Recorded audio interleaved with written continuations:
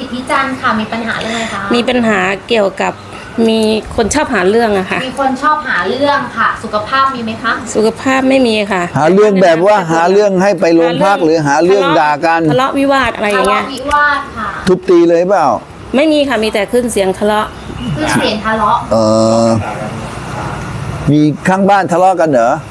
ค่ะมีแต่คนหาเรื่องอะค่ะมีคนชอบใส่ร้ายอะไรแบบแล้วก็หาเรื่องทะเลาะเบาะแว้งค่ะปัญหาชีวิตคือมีแต่คนทะเลาะเบาะแว้ง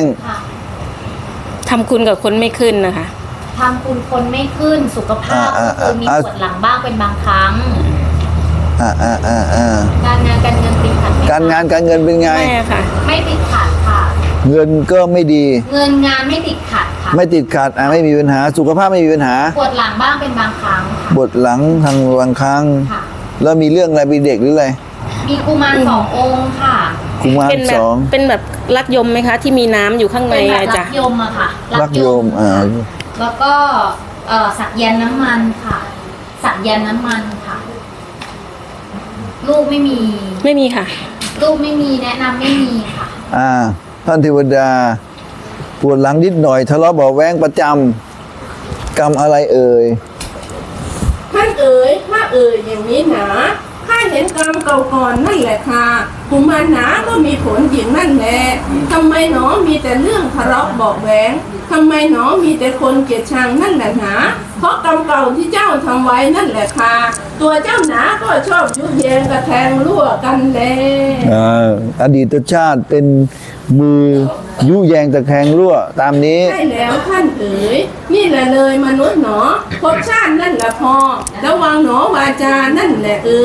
อันมุสานั่นแหละท่านทำให้ผิดศีลนั่นแหละหนอทำให้ผู้คนนั่นแหละพอแต่คอกันหนอทะเลาะเบาะแว้งกันในชาตินี้เราจึงเป็นผลเช่นนั้นมีแต่เรื่องวุ่นวายกันนั่นแหละหนอมีแต่เรื่องผิดใจกันตลอดพอความสุขหนอไม่พอมาแหละ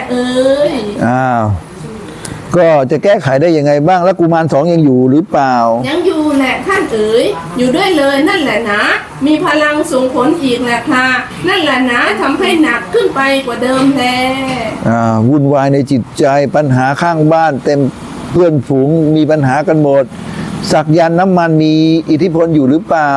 สักยันอะไรกันเล่าแลจำไม่ได้แล้วค่ะแต่ว่ามันเป็นน้ำลงสักที่ไหนสักหลังสักหน้าสักแขนน่าจะเป็นอย่างนั้นนะพวกเมตตามหานิยมสักที่ขาสักที่ขานี่แหละท่านตัวนี้เลยนั่นแหละเนาะยิ่งทำให้วุ่นวายพอไม่ควรหนอสักกันนั่นแหละเท่านั้นจะแก้ไขเรื่องสักยังไงได้บ้างเรื่องสักน่ะท่านขอเวลาเลยนั่นแหละเนาะขอกรรมนั่นแหละพอให้สักน้อยหลุดออกนั่นแหละท่านแต่มันทำไม่ได้สิท่านต้องอยู่ด้วยตัวเลยนั่นแหละนะเจ้าต้องสวดมนต์ภาวนารักษาศีล5ตลอดไปเลยเอาเป็นว่าเรื่องสักนี้แก้ไขไม่ได้ต้องบำเพ็ญอย่างเดียวเพราะฉะนั้นเอา2กุมารนี้ไปก่อนเลยดีกว่าแล้วกรรมเก่าแหละท่านกำกับด้วยเลยกรรมเก่าต้องทำอะไรบ้างกรรมเก่านั่นแหละนะขออโหสิกรรมค่ะหากเรานะเคยทำใครไว้แลเคยผิดใจกับใครนั่นเคยปากร้ายใส่ร้ายไปสีใครกันเล่าเคยทำให้ใครเขาทุกข์ใจเคยทำยุแยงตะแคงรั่วหนอเคยทำกรรมไว้อะไรพอตัวเราหนอขออโหสิกรรม20 วันแหละท่าน20 วันกรรมเก่าชาตินี้ปากดีหรือเปล่าเล่าไม่ค่ะดีแล้วนะอย่าปากดีเลยนะทางถามไปคงไม่กล้าพูดออกค่ะแต่จำไว้นะแต่ถ้ามีคนว่าก็ไม่ยอมค่ะเห็นไหมเล่านั่นแหละแท้ท่านนั่นแหละกรรมจะส่งผลเลยอดทนไว้เลยนั่นแหละนะกรรมจะส่งผลเช่นนี้แหละตัวเราแท้ก็ใช่เบานั่นแหละ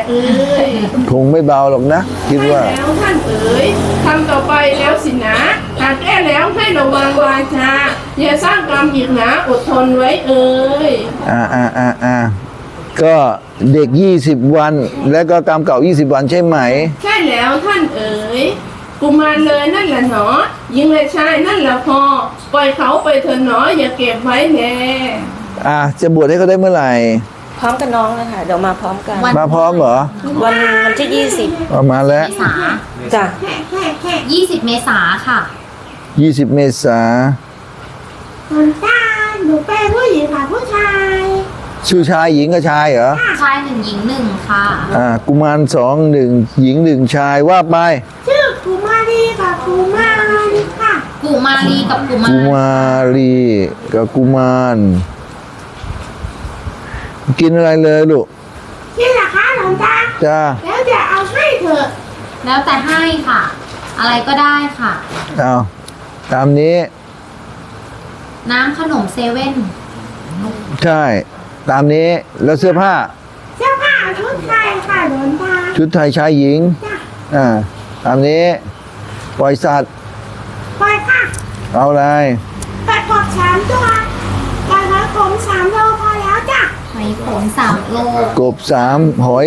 ขม3 หอยขม3กบ3ค่ะ กบ3ขม3สังฆทาน1 ชุด พระทาน1 ชุดเหรอหลวงตา ได้ไหม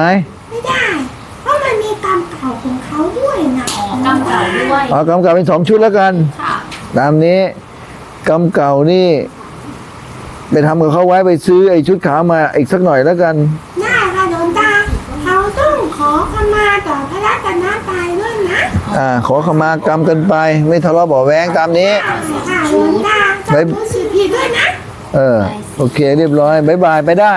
บ๊ายบายอะคะ บายรายต่อไปมีเปล่า มีอีกเคสหนึ่งค่ะ12ค่ะ คุณแม่นุสลาค่ะ เอามาเลยไป แล้วเหรอคะหลวง ไปแล้วได้ของครบแล้ว ตาหลวงตา โชคดี ยังไม่ ยกเลิกแล้วเหรอคะอ๋อโอเค 20 เมษางา20 เมษา ไม่ขายได้เหรอ ใช่ จบแล้วหลวงพ่อ ดูนะ นะ แล้วค่ะ หมด ผมบอก แล้ว หมดแล้วสาธุเมษาจัดให้ช่วงนี้ไปใส่บาตรเยอะๆหน่อยแล้วกันตามนี้นะ สาธุ ตาหลวงตาตาหลวงตา บายบาย